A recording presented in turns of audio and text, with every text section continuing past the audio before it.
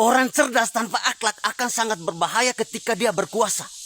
Bermodalkan janji-janji manis, angkat dua jari di atas kitab suci, bersumpah penuh dengan wajah munafik. Serius, iblis saja kalah sama bapak-bapak sadis.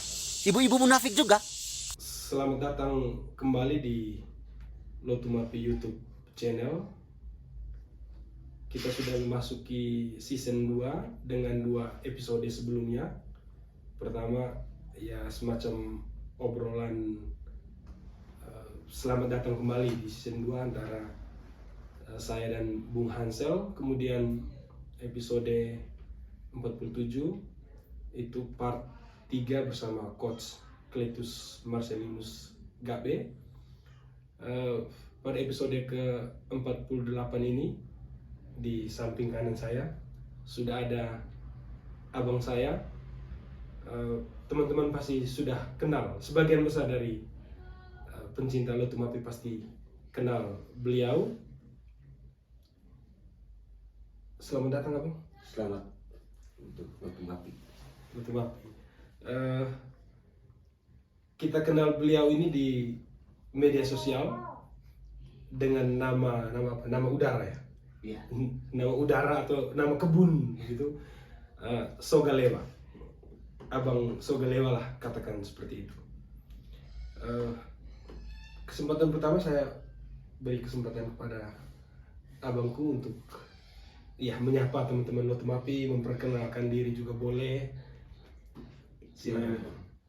Selamat sore teman-teman Lotumapi semuanya, dimanapun berada. Nama aslinya sebenarnya Arnold Jansen Bejo. Tapi nama yang saya pakai di dalam Facebook dan juga TikTok maupun jenis media sosial lainnya itu Sogalewa. Nama yang menjadi kebanggaan saya itu nama suku. Jadi karena saya putra Lewa, jadi saya menggunakan nama tersebut untuk menjadi kebanggaan dan juga bisa membawa aura hoki untuk saya. Jadi nama asli saya itu Arnold Jansen Bejo.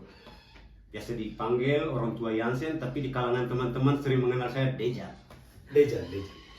Baik, demikian teman-teman. Jadi barangkali ini penjelasan ini singkat ini itu barangkali yang belum pernah muncul sebagai kontennya. Belum pernah muncul sebagai konten. Baik, sebentar kita akan ngobrol banyak hal, tapi seperti di season 1,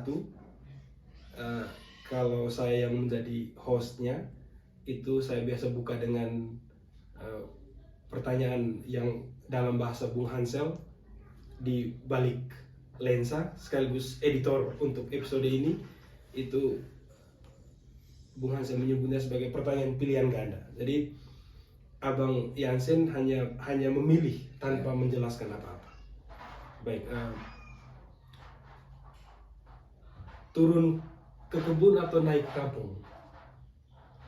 Turun ke kebun. Baik, barangkali nanti sebentar kita akan ngobrol beberapa hal, dan di akhir kita akan masuk kenapa saya bertanya soal turun ke kebun. Baik, ternyata abang Sogalewa ini nama aslinya tuh Santo Arnold Jansen ya. Baik, sebentar barangkali kita akan sampai pada hubungan antara turun ke kebun dengan Arnold Jansen yang lari keluar dari Jerman. Baik teman-teman, setelah kita diserang oleh pandemi COVID-19, kita kemudian diserang lagi dengan demam menjadi content creator. Demam content creator. Dan saya kira kalau kita buka media sosial sekarang seperti Facebook, dia sudah ada FB Pro, kemudian TikTok dan macam-macam. Kita semacam diserang lagi oleh pandemi untuk menjadi kreatif, tetapi dalam beberapa saat terakhir juga bisa berubah menjadi petaka. Dan saya kira teman-teman konten kreator juga tidak luput dari kritik akhir-akhir ini. Nah, di tengah gegap gempita kita untuk membuat konten di media sosial, waktu saya sedang keluar jauh, itu saya mendapati ada satu konten kreator yang sejak saat itu saya langsung sangat simpatik. Dan ketika pulang kembali ke Jawa, ketika saya berusaha untuk mencari tahu, ternyata orang-orang di dekat kita ternyata gitu. Makanya Abang Yansen, Sogalewa, kemudian saya harus jujur bahwa Abang salah satu konten kreator yang saya suka. Saya suka itu yang pertama originalitas karyanya, kemudian yang terpenting bagi saya itu hampir semua konten itu berisi kritik begitu. Dan sebelum saya bertemu Abang Yansen, saya coba-coba scroll Facebook itu, saya temukan satu konten yang menurut saya itu sangat quotable. Orang cerdas tanpa akal akan sangat berbahaya kalau dia berkuasa. Nah, Abang Yansen selain saya suka originalitas atau keasliannya, juga berisi kritik dan hampir semua konten itu sangat quotable. Jadi ada quote-quote begitu. Nah, saya ingin tanya, atau teman-teman juga pasti ingin tahu, kira-kira kenapa Abang ikut terjun ke dalam dunia itu? Ke dalam dunia Ya, konten. Iya, dunia konten, jadi konten kreator gitu. Awal mulanya tidak terpikir untuk menjadi konten kreator sampai ke tahap ini. Mula-mula saya ya mau mencoba-coba untuk memberikan apa yang sementara saya pikirkan sesuai dengan apa yang ada di Facebook. Facebook itu pertanyaan utamanya itu apa yang Anda pikirkan. Ya. Jadi saya mengeluarkan apa yang sedang saya pikirkan untuk diketahui oleh banyak orang melalui media sosial. Ya. Jadi ketika sesuai dengan pertanyaan Abang Renat mengenai bahwa konten yang tadi ya, yang sedang dibicarakan itu, jadi ketika saya membuat konten itu, saya berpikir bahwa ketika seseorang yang tingkat kecerdasannya ada di atas rata-rata, tapi akhlaknya rendah atau sama sekali tidak memiliki akhlak, itu percuma dan akan sangat berbahaya ketika dia berkuasa. Itu bisa membahayakan orang lain dari tingkat kecerdasannya itu yang semestinya menjadi nilai positif, lalu kemudian berubah menjadi hal yang sangat negatif akibat kerendahan akhlak. Jadi ya itulah bagian-bagian yang saya kemukakan dari Di konten itu. Konten itu sekedar untuk bahwa saling memperingati bahwa kita sesama manusia itu sebenarnya ada beberapa orang kita memiliki kelebihan, tapi kelebihan kita itu harus diimbangi juga dengan etika, norma, dan sesuaikan dengan budaya-budaya yang dimana tempat kita dilahirkan, dibesarkan, dan diajarkan. Seperti itu. Baik. Tapi persis di konten itu, di akhir-akhir itu Abang menyebut bapak-bapak sadis dan ibu-ibu sadis. Itu maksudnya sadis atau kadis? Sadis ya, bukan kepala gadis. Bukan kadis. Baik. Kalau sadis ya dia mungkin akan lebih spesifik, tapi sadis itu ya tergantung audiens. Ketika dia mendengar saya masuk bagian orang sadis atau orang baik. Tapi ya kalau boleh dikatakan secara jujur, dunia sekarang ini sedang dikuasai oleh orang-orang sadis. Baik. Oke, itu jawaban yang sangat menarik. Barangkali jawaban yang Abang sampaikan tadi itu pesan sosialnya kuat. Tapi kemudian ketika saya coba-coba mempelajari konten-konten Abang, ada satu lagi konten yang di situ barangkali kalau saya tidak salah ingat itu Abang edit, Abang menjadi 2 orang di situ. Dan orang di sebelah kanan kalau saya tidak salah menegur orang yang di sebelah kiri, kenapa engkau sembahyang sebelum mencuri gitu kan. Nah, kalau jawaban yang pertama, konten pertama itu barangkali pesan sosial, dan itu banyak konten kreator melakukan itu. Tetapi saya tertarik yang kedua ini yang sedang saya bahas ini. Ada di konten itu ada Abang yang pertama bertanya kepada Abang yang kedua, kenapa engkau sembahyang sebelum berdoa. Dan saya senang jawabannya, bukan sembahyang sebelum berdoa, sembahyang sebelum mencuri. Dan saya senang jawabannya itu adalah kalau sembahyang sebelum mencuri itu pasti orang Konoha gitu. Dan saya suka itu karena itu kritiknya tuh menjadi jauh lebih luas dan pertanyaan saya, kenapa abang memilih jalan itu? Banyak konten kreator yang berusaha untuk menghindari hal-hal seperti itu sekarang ini, tetapi abang memilih untuk seperti itu dengan segala originalitas tadi, keaslian di kebun macam-macam, dan abang tidak suka dengan negara atau bagaimana? Itu salah satu bentuk kecintaan saya terhadap negara sebenarnya. Iya, ini poinnya. Bentuk kecintaan saya terhadap negara, tapi menolak orang-orang yang berbuat curang, termasuk pengkhianatan terhadap Tuhan Sang Maha Pencipta. Jadi dalam video tersebut bahwa setiap orang yang ada orang yang mencuri, tapi sebelum mencuri itu dia berdoa dulu. Sama halnya dengan situasi yang sedang kita hadapi pada situasi saat-saat sekarang Di Konoha. di Konoha. Di Konoha. Jadi orang-orang itu sebelum melakukan tindakan yang dianggap jahat dan buruk di mata manusia maupun di mata Tuhan, itu selalu mengawali dengan doa. Atau bersumpah di atas kitab Bersumpah suci. di atas kitab suci di hadapan pemuka agama, sebelumnya dilakukan dengan doa. Tindakan itulah yang mereka lakukan penuh dengan kemunafikan, menuju jalan demi mengakomodir keinginan pribadi mereka, yaitu mencuri. Ya. Tujuannya tidak memuliakan. Ya, hubungan antara manusia dengan Tuhan itu vertikal. Tapi hubungan antara manusia dengan sesama manusia yang lain itu kan horizontal. Ya. Kita tidak mempersoalkan bahwa Anda dengan Tuhan, tapi bagaimana ketika Anda berhadapan dengan Tuhan, lalu kemudian perilaku yang sebenarnya diajarkan oleh Tuhan tidak ditranslatekan kepada hubungan secara horizontal antara Anda dengan sesama.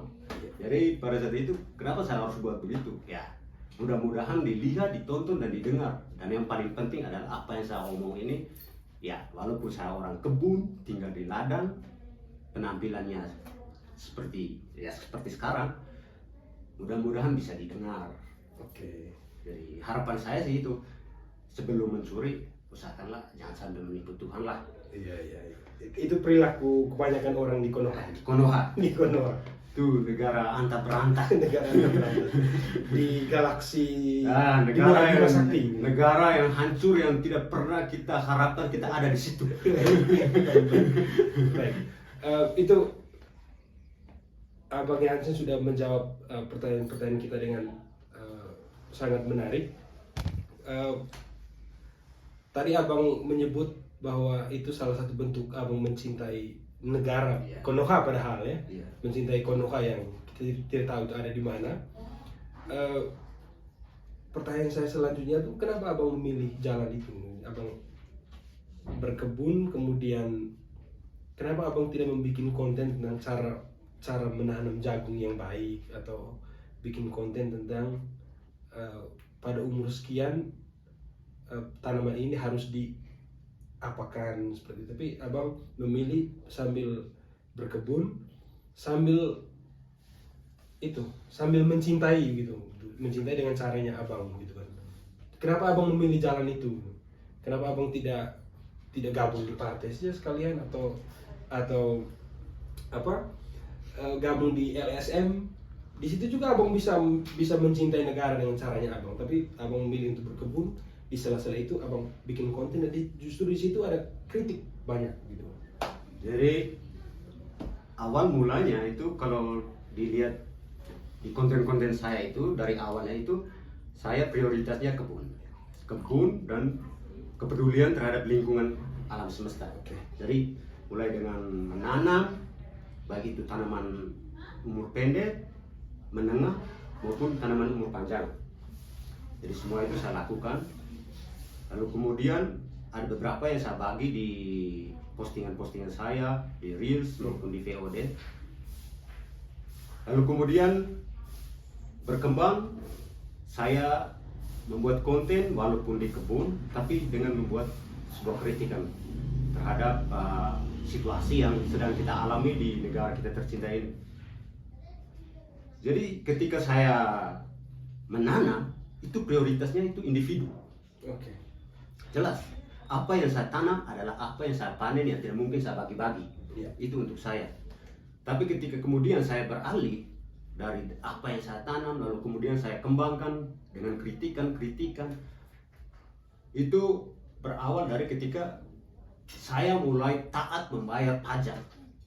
Pajak yang saya bayar seakan terkesan sia-sia, walaupun tidak harus dan semestinya itu semua jatuh ke saya.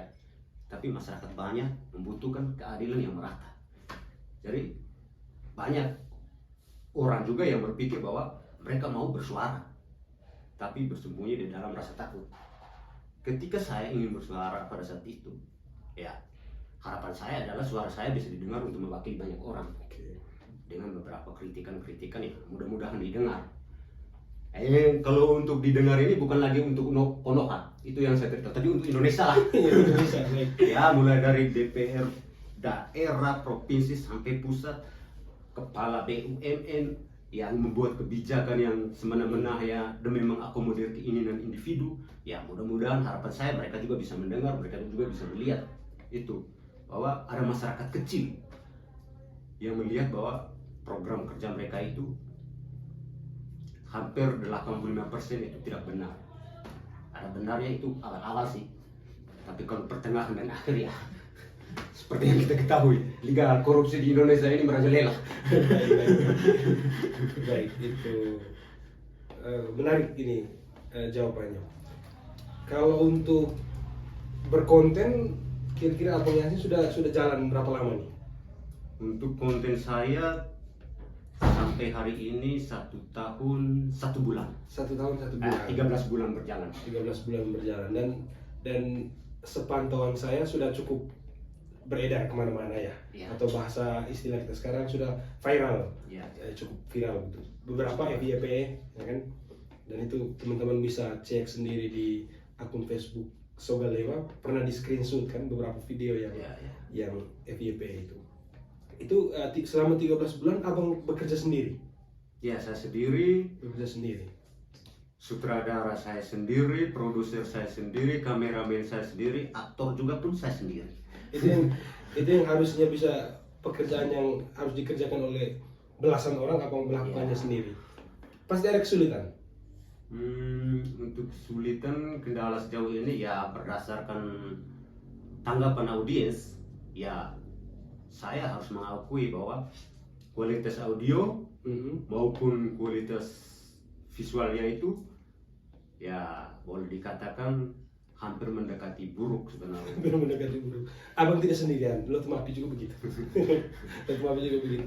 Nah, maksud saya berarti jawabannya selama kurang lebih 13 bulan ini pasti alami kesulitan. Nah, tapi di Konoha Abang ada satu gejala. Kita seperti kekurangan orang. Ada orang-orang tertentu yang dia menangani banyak sekali hal. Abang hanya berkebun dan berkonten, itu mengalami kesulitan.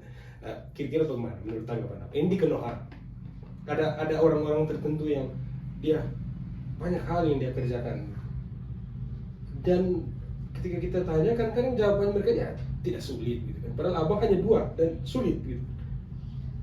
Ya, kalau berbicara tentang Konoha, negeri antar berantah, tidak sulit buat mereka ya, karena mungkin patokannya ya orientasi finansial sebenarnya sih mereka. Jadi segala hal bisa dimuluskan. Buat mereka itu tidak sulit sebenarnya.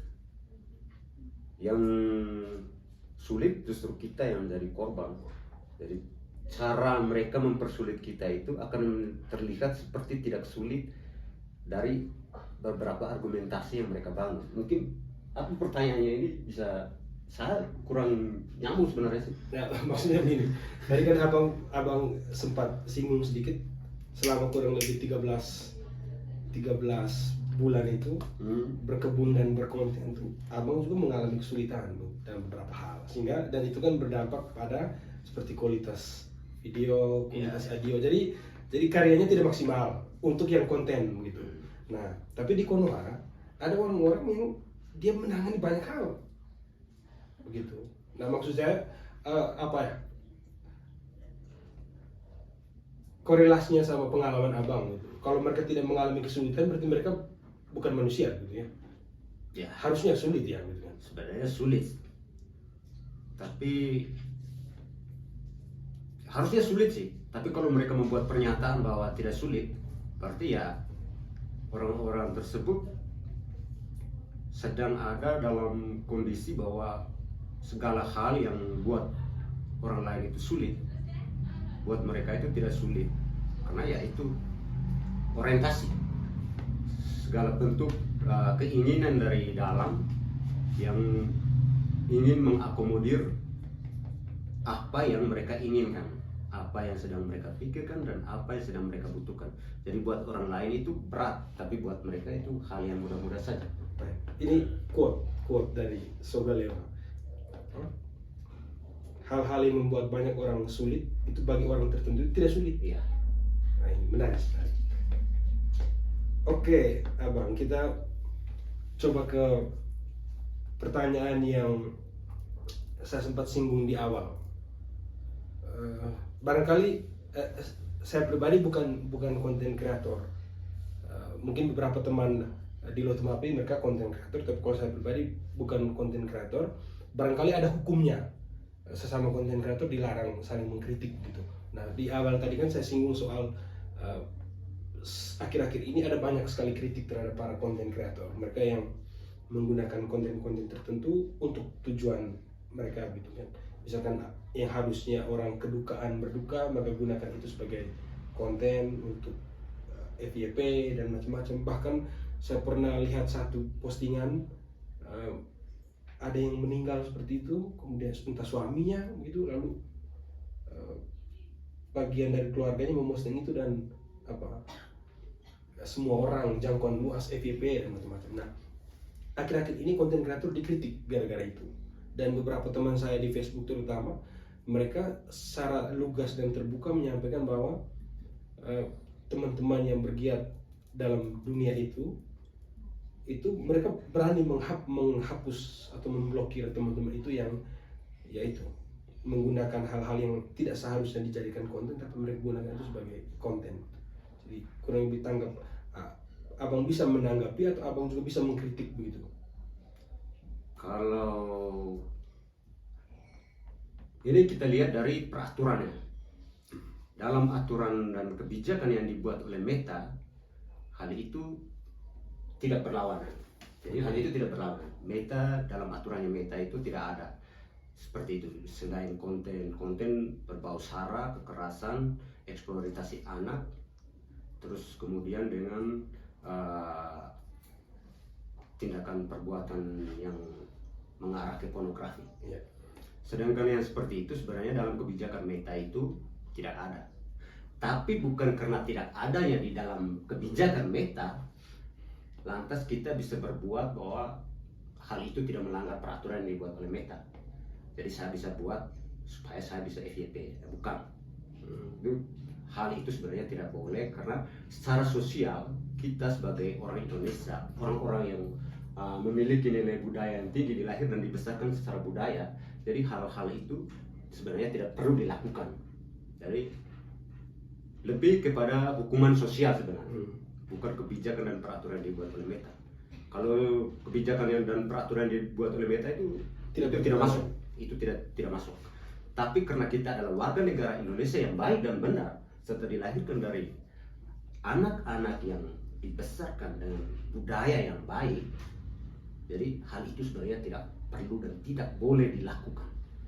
Karena untuk ya ada yang meninggal lalu kemudian kita membuat sorotan FYP jangkauan luas, itu sebenarnya kita harus punya rasa empati kepada yang meninggal, keluarga yang ditinggalkan. Jadi bukan sekedar kita mengambil keuntungan dari bencana itu untuk diri kita. Jadi saya menolak itu. Saya secara pribadi menolak bahwa teman-teman yang kemudian membuat postingan yang menggunakan atau memanfaatkan bencana yang dialami oleh saudara-saudara kita yang lain untuk dijadikan konten. Saya secara pribadi saya menolak itu. Jadi kembali lagi kepada hak mereka untuk melakukan. Tapi yang jelas hukuman sosialnya pasti ada. Jadi ketika ada teman-teman lain yang kemudian mau bahwa teman-teman yang melakukan membuat konten-konten seperti itu dihapus, atau kemudian mengajak teman lain untuk unfollow atau tidak perlu mengikuti lagi, itu buat saya sih pantas. Ya. Pantas Itu karena konsekuensinya. ya itu buat saya itu sih pantas, karena semuanya itu akan kembali kepada diri kita. Hari ini bencana menimpa orang lain, mungkin sepersekian detik yang akan datang bisa saja menimpa saya. Ketika ada yang melakukan hal yang sama seperti yang saya lakukan di menit sebelum, apa masih bisa diterima kalau masih sadar kan? Seandainya otak kita masih bisa berpikir, hati masih bisa mempertimbangkan, apa bisa diterima? Saya yakin tidak mungkin secara manusiawi. Jadi saya menolak bahwa ada teman-teman yang menggunakan postingan dengan memanfaatkan bencana sesama hanya untuk mengeruk keuntungan. Ya, katakanlah Facebook profesional ini memberikan kita pendapatan, tapi jangan sampai kita akhirnya menjual budaya, menjual etika, menjual norma, lalu kemudian sampai menjual harga diri. Itu sekaligus saran untuk barangkali teman-teman pencinta Lotu Mapi, juga bagian dari konten kreator atau yang dalam beberapa saat terakhir ini berpikir untuk ingin menjadi konten kreator. Saran dari Abang Yansen Sogalewa ini saya kira bisa dipertimbangkan oleh teman-teman semua. Baik Abang, saya sisa 2 pertanyaan. Satu juga fenomena yang saya lihat dalam dunia konten gitu. Saya mulai kenal beberapa orang kita yang sekarang ini aktif dalam berkonten gitu. Nah, dan orang-orang itu justru dalam kesehariannya itu dalam artian tertentu tuh mereka tuh introvert. Mereka ketika kita bergabung bersama mereka jarang berbicara atau jarang berpendapat untuk satu hal yang kita diskusikan gitu. Tapi kok kita terkejut, wah sudah bikin konten gitu dan menarik begitu. Abang pasti punya teman seperti itu. Itu atau kalau abang tidak punya teman seperti itu, atau mungkin ada, tapi fenomena ini saya kira menarik gitu. Barangkali saya minta pendapat abang gitu. Apakah ruang ekspresi kita, apakah meta itu sekarang ini sudah menjadi ruang ekspresi yang jauh lebih ini buat orang nyaman gitu?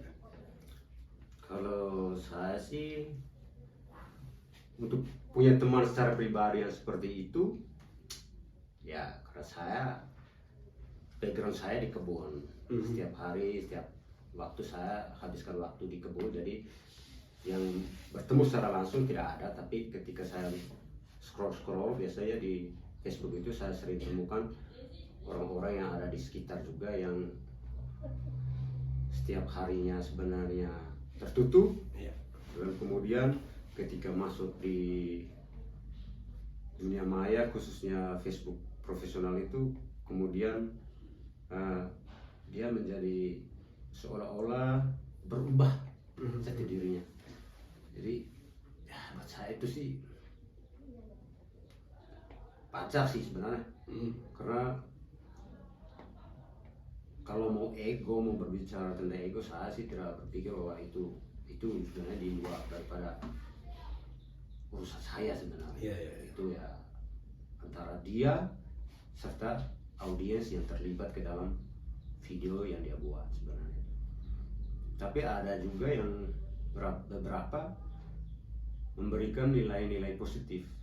Ya sebenarnya tidak terbiasa di saat kita seperti ini, lalu kemudian menjadi sangat luar biasa ketika berhadapan dengan kamera yang berurusan dengan meta.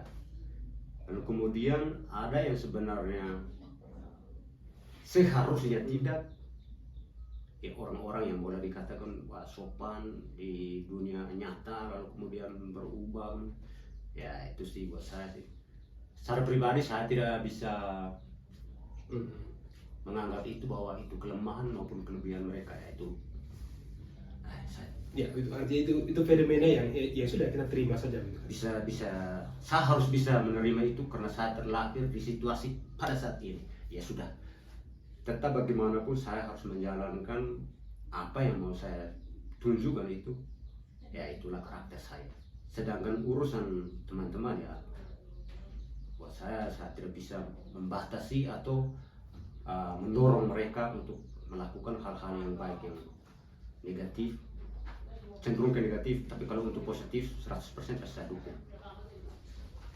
Jadi saya rasa fenomena itu wajar ya. Wajar. Dan abang tidak sedang menilai itu baik atau benar ya. saya tidak bisa menilai itu sebagai baik benar, karena baik dan benarnya kita itu ya tergantung ketika akal sedang berpikir, lalu kemudian dipertimbangkan dengan hati, lalu kemudian kita mengekspresikan. Baik menurut saya belum tentu baik menurut dia, buruk menurut saya juga belum tentu buruk menurut dia.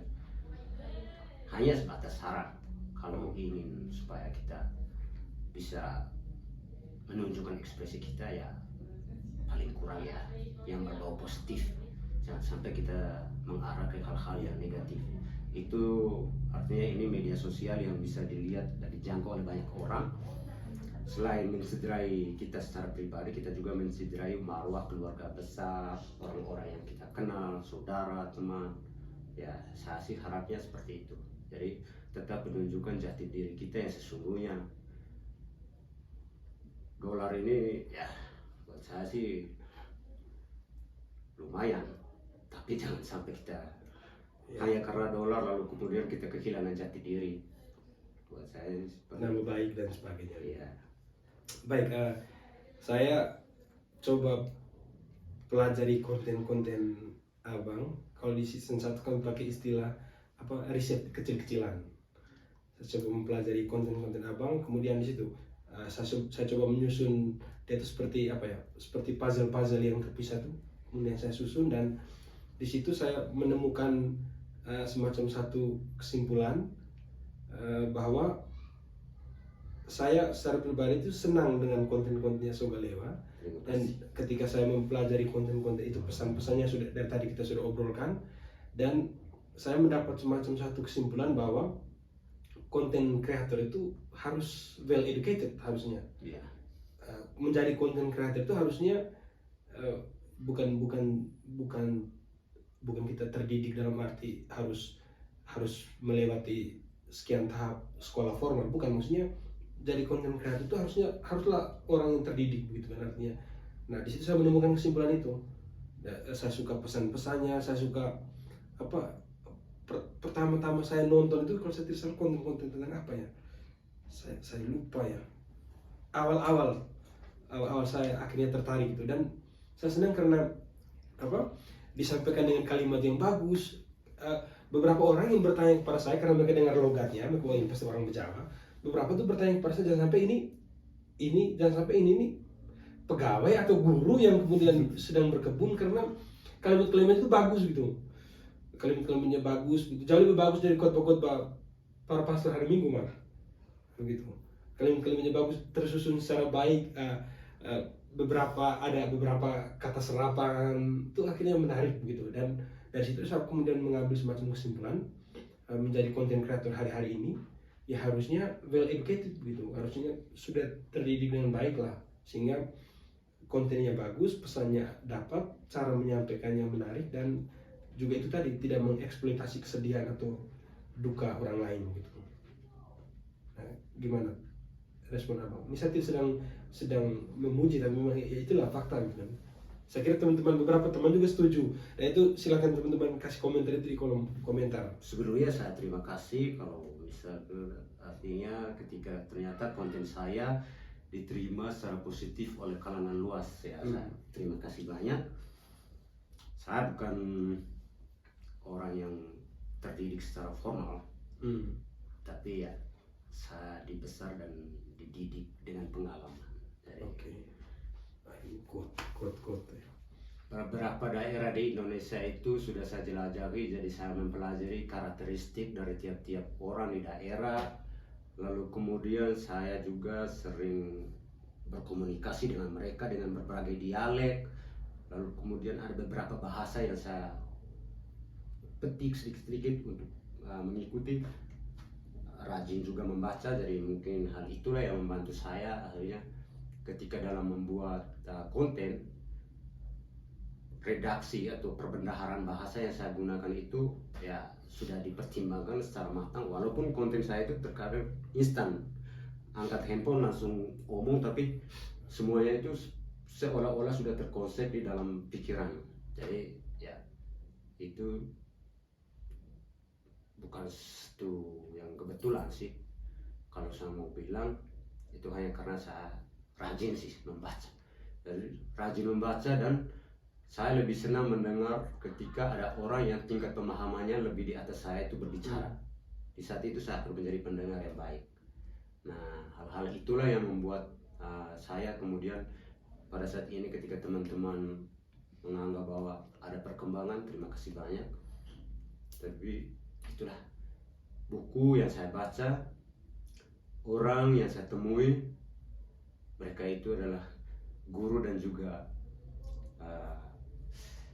library saya. Dan mereka perpustakaan dan juga guru-guru saya. Kemudian lingkungan, itulah yang membentuk saya karate. Sehingga ketika kita mau membuat konten, teman-teman yang lain itu saya sih tidak memaksa. Artinya kalau mau buat konten itu sebenarnya dipertimbangkan berkali-kali. Apakah setiap ucapan yang saya lontarkan ini tidak melukai, tidak menyakiti, atau mungkin menyinggung perasaan orang tanpa sengaja. Ya walaupun menyinggung ya tidak masalah, tapi berusaha untuk bahasa itu jangan sampai benar-benar menyerang secara langsung. Seperti yang saya buat kritikan-kritikan itu bukan serangan secara langsung, tidak mengangkat panah dan tembak, tidak. Tapi bagaimana caranya mendekati dia dengan cara yang lebih elegan, ya orang ini dimatikan ya. Seperti itu. Jadi Jadi kalau misalkan kesimpulan saya konten kreator harus label educated, Iya. setuju ya? Saya setuju. Dirinya harus dia harus mendidik dirinya sendiri supaya kemudian konten-kontennya juga mendidik orang. Jadi awal mulanya kita harus benar-benar dari dalam diri dulu. Sudahkah saya seperti ini?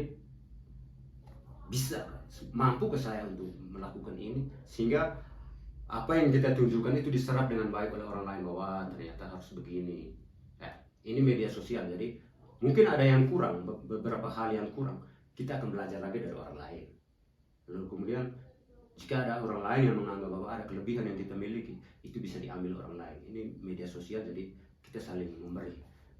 Ya kita bersyukur sih setelah adanya gadget digital ini, kita bisa belajar dari mana tempat, ya mau belajar tentang apapun, tentang alam, tentang budaya, etika, norma, perkembangan ekonomi, sosial, semuanya bisa kita pelajari. Jadi ya untuk teman-teman, termasuk saya sendiri pun, saya belum sempurna. Jadi kita butuh belajar banyak, dan jangan sampai baru separuh kita menganggap bahwa kita itu sudah di atas. Baik. Ini yang terakhir, Abang. Arnold Jansen, Santo atau orang kudus pelindung Abang itu dulu Imam Projo Jerman. Kemudian karena situasi politik waktu itu yang mengharuskan orang Katolik dikejar, diusir, terutama para pastor, akhirnya Arnold Jansen memilih untuk lari ke Belanda, menyeberang ke Belanda, dan di sana dia kemudian mendirikan rumah misi yang sekarang kita kenal sebagai SPD. Dan Abang sendiri umat paroki Mangulewa, paroki SPD. Di awal tadi saya kasih dua pilihan, turun ke kebun atau naik ke kampung. Abang memilih turun ke kebun. Apakah pilihan untuk turun ke kebun itu sama seperti pilihan Arnold Jansen lari keluar Jerman? Barangkali di Jerman waktu itu karena situasi politiknya, sedangkan apakah karena sekarang di kampung itu bagi Abang tidak ada ruang gitu. Dan dalam studi tentang seni atau teater itu ada studi tentang ruang gitu. Ruang seperti kampung-kampung kita ada loka itu tuh ruang gitu, ruang seperti itu. Pertanyaan saya itu adalah apakah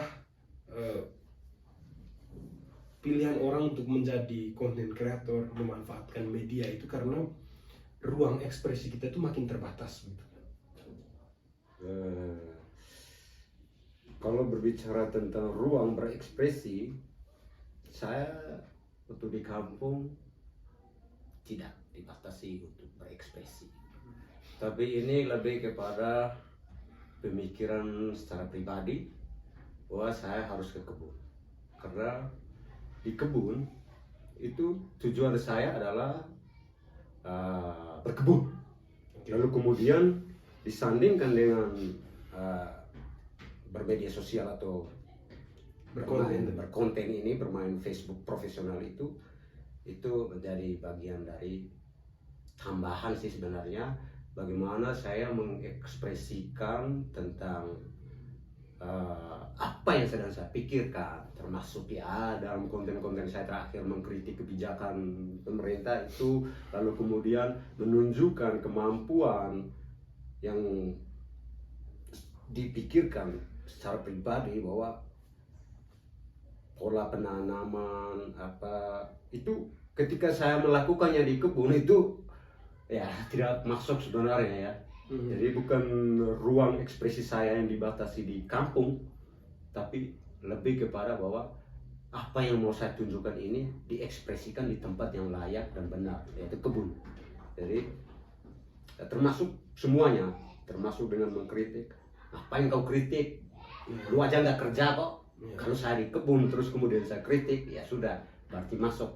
Tapi ketika saya di kampung, hilir mudik kiri kanan, duduk di deker, tapi kemudian berani mengkritik, pajak saja tidak bayar, tidak layak untuk mengkritik kan. Lalu kemudian ketika saya mengekspresikan bahwa cara menanam pohon seperti ini dan fungsi-fungsinya apa, ya itu yang saya petik dari apa yang saya pelajari di masa sekolah, apa yang saya dapatkan di masa-masa ketika saya merantau. Jadi semua orang tidak mungkin tahu. Apa yang sedikit saya ketahui, saya berbagi. Dan apa yang orang lain ketahui, saya minta di dalam komentar-komentar itu menjadi pelajaran untuk saya. Jadi, ruang ekspresi saya yang benar ya buat saya di kebun. Iya, ruang ekspresi di kebun. Dan Abang Jansen atau Sogalewa sudah menyampaikan bahwa di kampung atau lebih luas lagi kota itu tidak dibatasi sebetulnya. Ya, sebenarnya tidak dibatasi. Ruang berekspresi. Hanya bahwa kebetulan kasus khususnya Abang Jansen berkebun awalnya, kemudian dalam perjalanan, wah bagus juga nih kalau berkonten sekaligus. Baik. Paling terakhir Abang, barangkali semacam apa ya ajakan untuk teman-teman untuk memantau terus Lotumapi jelas, tapi secara pribadi lah. Abang punya FB Pro, Sogalewa, ya. Kemudian apa lagi? Silakan Abang ajak teman-teman gitu lah, boleh. Untuk teman-teman semua dimanapun berada, saya Arnold Jansen Bejo, nama asli, nama udara saya Sogalewa. Saya mengajak teman-teman ketika mau berekspresi dalam dunia konten kreator, hal yang paling pertama adalah original dari konten tersebut. Jadi kualitasnya benar-benar kita menunjukkan jati diri kita. Jangan menduplikasi apa yang menjadi sebenarnya hak orang lain lalu kemudian kita mengambil sebagai itu adalah keunggulan kita. Jadi tunjukkan jati diri kita. Yang kedua, jangan lupa untuk selalu mengikuti Lotumapi Channel. Ruang edukasi yang bisa kita dapatkan untuk membantu kita dalam berekspresi, dalam menjadi seorang konten kreator. Jadi teman-teman jangan lupa selalu nonton dan juga follow Lotumapi Channel. Baik, terima kasih Abang Jansen. Selain Lotumapi, FB Pro-nya Abang Sogalewa. Sogalewa pasti. TikTok Sogalewa juga. Hanya dua itu Abang. YouTube Sogalewa. YouTube Sogalewa. Silakan teman-teman pantau terus. Nantikan konten-konten terbaru dari Sogalewa, juga dari Lotumapi. Saya Renard Elmeo bersama Abang Jansen, kami undur diri.